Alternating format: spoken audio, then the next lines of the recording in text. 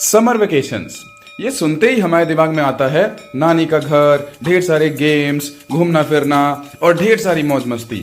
इस सब के बीच हमारे कपड़े हमें गर्मियों से कैसे बचा सकते हैं, ये समझने के लिए हम चल देते हैं अपने स्कूल ग्राउंड की ओर। तो कलर और हीट के बीच में रिलेशनशिप समझने के लिए हम प्लान करते हैं एक अच्छी सी एक्टिविटी। इस एक्टिविटी में सबसे पहले हमें बलून्स फुलाने थे और बलून्स फुलाने के बाद मैं बच्चों को कॉन्वेक्स लेंस के बारे में बताता हूँ कि कॉन्वेक्स लेंस पे जितनी भी सनरेज पड़ती हैं वो उन सारी सनरेज को एक पॉइंट पे इकट्ठा कर देता है। अब बारी थी बलून्स को फोड़ने की और इसमें सबसे पहले हम ये सीखते हैं कि इस एक्टिविटी में बलून को और लेंस को पकड़ना कैसे है।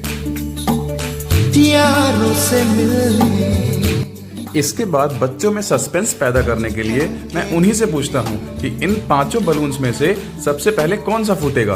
क्योंकि मैं एक बार ब्लू वाला बलून फोड़ के दिखा चुका था, तो इसलिए ज्यादातर बच्चे यही कहते हैं कि ब्लू वाला सबसे पहले फूटेगा। हमारी एक्टिविटी शुरू होती है और ब्लैक वाला बलून तो शुरुआत में ही फूट जाता है।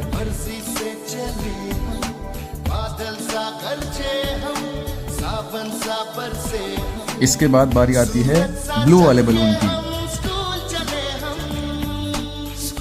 और उसके थोड़ी देर बाद रेड वाला भी फूट जाता है। उसके बाद काफी देर तक प्रयास करने के बाद भी लाइट ब्लू और व्हाइट बलून्स नहीं फूटते हैं। और इसी के बीच में कोई मस्तीखोर बोलता है कि सर का पसीना छूटा लेकिन बलून नहीं फूटा। और इसी मौके का फायदा उठाते हुए मैं बच्चों को यह समझा देता हूँ कि क्योंकि मैंने डार्क कलर के कपड़े पहन रखे हैं, इसलिए मुझे तुम लोगों से ज्यादा पसीना आ रहा है। और ये दोनों बलून्स क्योंकि लाइट कलर के हैं, इसीलिए नहीं फूट रहे हैं। दीवारों पे किस्मत अपनी लिखी जाती है। आखिर में लेंस पकड़े पकड़े बच्चों का हाथ दर्द होने लगता है, पर फिर भी व्हाइट वाला बलून नहीं फूटता।